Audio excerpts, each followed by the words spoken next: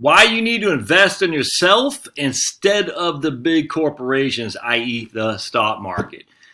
Not that they're mutually exclusive, but I want to share with you what I went through when I decided to quit my crappy old job and start my own business. Literally, it's just me. I'll never forget this, and I'm going to share with you the reason I'm bringing this up to you again. But it was in late 2016, I was interviewing some companies and whatnot. I had a nice little pile of money put aside, and I just remember sitting there thinking, I can go work for some other crappy old job, and that's not what I wanted to do. Or I can invest myself and basically spend all my money as my own entrepreneur and see what happens. Or if I invest myself, I can take on debt and allow the markets to continue what historically, at least for the last 100 years, have done well. And I'll never forget, I said, but I'll never forget, thinking about Enron, thinking about what they did to Arthur Andersen, thinking about just the various politicians and political shenanigans on top of just outright greed and corporate shenanigans that occur. And I said, I don't know what these guys are doing. All I know is this is my life's earnings right here. It's my life's work. And if I decide to invest it with them and take on debt to start my business, thinking I can pay debt at 4% and get 9% back on markets, if we got a couple things, corporate shenanigans, Wells Fargo, the guy at Wells Fargo, remember the CEO there? I mean, basically, those guys are crooks, man, in terms of what they were doing for their customers, just lying about them, making stuff up. And I said, I don't know what these guys are doing. I have no idea. All I do know is the only thing that really drives them is quarterly earnings, which is why we're seeing more and more companies go private, thankfully. And so I said, I'm going to make the jump. I'm going to get out. I'm going to invest myself. And I had a minimum of, once I hit this minimum, below that, I would go find another crappy old job. And thankfully, I haven't had to go anywhere near that minimum, thankfully. But, my wife has had to work because we needed the health insurance. But other than that, we haven't had to do that. We haven't come close to that minimum.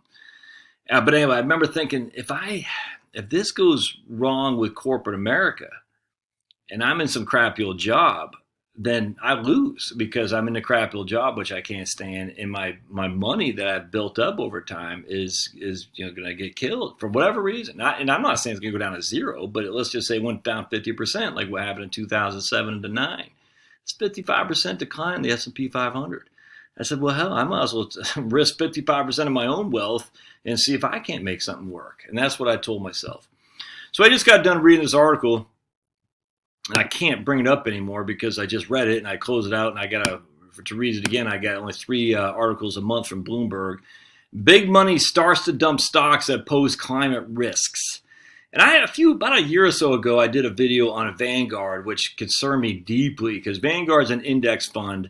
And index funds, because they're just dominating the market in terms of money coming in, they have significant voting shares now on these corporate board of directors. And just because they're an index fund, they're passive, doesn't mean they're passive in their voting rights. Let's just put it that way. And all these companies are dominated by big city, the coastal elites from the biggest schools you can imagine. And they're all going to be dominated. And the HR departments, they're all going to be liberal without question. And so the concern I was reading this article about, this is the first I've actually probably was, I guess it was the first because this is the first time I actually had any subscribers. But I've talked politics in my stuff before because they go hand in hand, politics and financial planning. You cannot separate the two. But this is the first time people say, stay off politics, just focus on financial planning. I said, you can't, because the problem was that Vanguard was being weaned to do more, or I guess convinced, I should say, browbeaten, to take more and more of a positive stance in favor of the climate on their board of directors for the various companies they're on. And they're not going to, it's only a matter of time for they submit. And this is what's scary because it's all fake. It's all fake. We know this. Anyone who wants to do research knows these guys are all fake. All the research done is just, it's part and parcel, part of fake news. But it's part of fake news to separate you from your money to give to them. And so now we have big money starts to dump stocks that pose climate risks. I'll just read you the first. Earlier this year, Mariam Omi's deputies at Legal and General Investment Management sat down with board members and managers of ExxonMobil to discuss how the oil giant could address climate change. LGIM manages $1.3 trillion and is one of Exxon's top 20 shareholders. The Exxon delegation listened, but it didn't accept the suggestion, says LGIM's head of sustainability and responsible investment management. Along the same time, Exxon persuaded the SEC, Securities and Exchange Commission, to block a shareholder resolution that pushed the oil giant to do more to address climate change. All right, so, I mean, as silly as this is to address climate change, how do you address climate change? I mean, literally, how do you address it? And I guarantee these people are flying in their freaking fancy schmancy airplanes to get to that board meeting. I guarantee it. I guarantee they fly their airplanes all over the place in which they analyze stocks and whatnot. The point is, how do you address it? We need more solar PV. Okay, that's fine. We can. So is Exxon supposed to now dedicate 10% of their profits to solar photovoltaic, to these horrible wind turbines?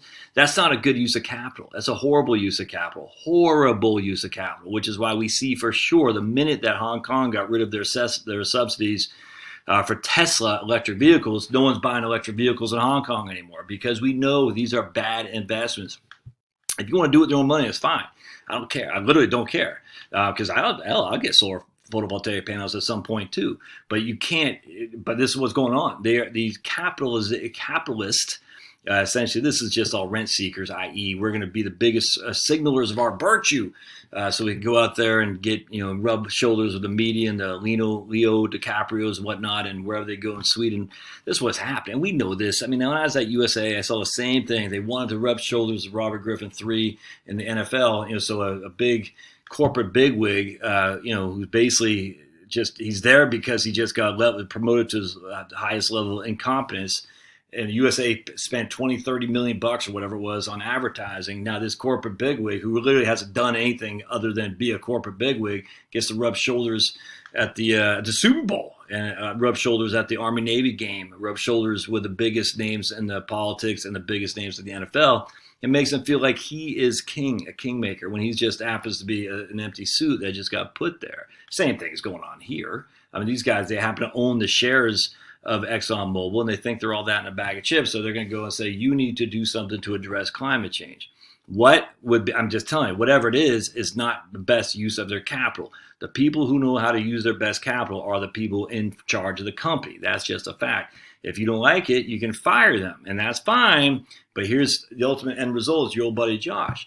Let's say old Miriam Omni took an activist stake and was able to fire the CEO and bring a new CEO from MIT who studied climate change to come on there and say, now we're going to divest. And ooh, what does divestment remind you of?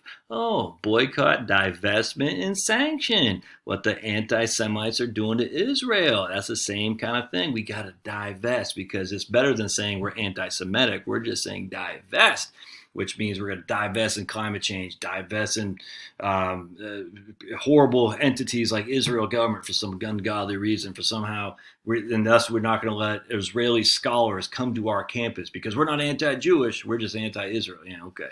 Same thing's happening here. But as a capitalist, theoretically, society, it's the best use of your money. And if you get some new corporate guy to come in there who's going to, part and parcel, listen to what Miriam Omni and her clown of corporate execs tell him to do, he's going to take capital that should be positioned over here to maximize the profits to the shareholders, which is the whole point of a capitalist society. And now we're going to be told to put it over here so we can say we're doing something to address climate change. You see how that works? No, not for me, man. And that's the scary thing with Vanguard. They got such a big position on so many board of directors. And you can see the writing on the wall. They're going to start doing this as well. And that's what I talked about in my video. It says that's not good because they want more sustainability. Morningstar now has they've had it for a while, their sustainability ratings. It's silly. It's silly. And we know what it was going to lead to. Bad use of corporate capital. And if it's bad use of corporate capital, inherently it's going to minimize the returns on your investments. There's just no two ways around that. So then you got to come out that says, okay, so I have an idea. I can invest with these guys who are getting pressure and pressure and pressure because it's hard to stand against the grain of the media, academia, Hollywood types, and on top of investment managers who are it's almost like economics and sociology and psychology, they have this hard science envy is what it's called, physics envy, a chemistry envy, a science envy. They want to have more and more equations to validate that they're just like the hard sciences. In fact, in this book right here, talk about Tom Wolfe, The Kingdom of Speech, he talks about the sociologists, psychologists, that they need to get hard back in the 40s and 50s because hard science was after the World War II, where all the people were fawning over the physics, the chemists, and a little bit on biologists too, and sociologists, psychologists, linguists, and things like that nature. They're like, as the communications department, no one cared. So they were trying to get hard to get the legitimacy of the hard science. Same thing happened in economics with Paul Samuelson. They got to get all these graphs, numbers, sigmas, alphas, betas, the whole thing. It's silly. And so the same thing happens here. So this lady wants to be, they want to be viewed as legitimate change people of the world, so they can go down there to the Davos or go wherever the heck these people go and say, look, we're here with you too. And, they just want to rub shoulders. And I get it. And they don't want to stand against these people because this media, the academia, the academy, or not the, I guess the academy, the entertainers, they all are in one direction, and it's not focused on your bottom line. And that's what I'm telling you. You've got to look at your bottom line. If they deploy 10 to 20% or more of their assets to low producing investments, that hurts you. So what's better, for you to try to do your own endeavor, or you to pay off debt, or rely on these people? I'm telling you, man, this is what I did. So I said, I'm not going to, look, I still got money in the market. I told you, I'm BTV is all I got. I don't have anything else, but I've spent because I invested in myself. And I tell you, man, I'm not saying you will come out ahead. I don't know. But here's the thing. If you don't try, you could easily find yourself down here like a 2007, 8, and 9. And also on top of that, still at your crappy old job. Huh? If you do try, you might still find yourself down here. But you're no longer having that crappy old job. At least you tried. At least you can say at the end of the day, I gave it 2 to 3 years. If in 2 to 3 years it doesn't work, then go back to what your crappy old job was doing. Yes, you might have less money to show for it, but at least you tried, man. At least you tried. Just think if you said, I can't try because I'm too scared, and then the market fell across because the SEC went after Enron, the SEC went after Arthur Andersen, some political shenanigans made Microsoft what did Microsoft have to do? Put Netscape on their browser. This is all stuff that can happen, and you're invested with these guys. And next thing you know, you're like, I don't have a pot to pee in, but I'm still at my crappy old job. So I'm not telling you what to do. I'm just saying, for me, when I see these articles, it makes me kind of, again, go, And I start thinking, if this, continues on, because look, this climate change stuff, the more they get proven against that they're just wrong, the more radical they become, and the more paranoid they become. And because of that, the more they're going to push and push and push, and people just don't want to fight back against this. That's why the Republican Party is always weak-kneed, because they don't want to fight. It's tough to fight. It is. You want to just get along. And the same thing is going to happen in corporate America. They don't want these environmental people, radical protests at their corporate headquarters. They don't want that. They don't want to have people in front of their homes protesting like they're killing the environment, killing their kids. They don't want that. They're just trying to make a buck. Anyway, so I hope this helps. Anyway, if you have any questions, don't forget to put them in there. But anyway, think about investing in yourself instead of the corporations in some regard. All right, we'll see you next time.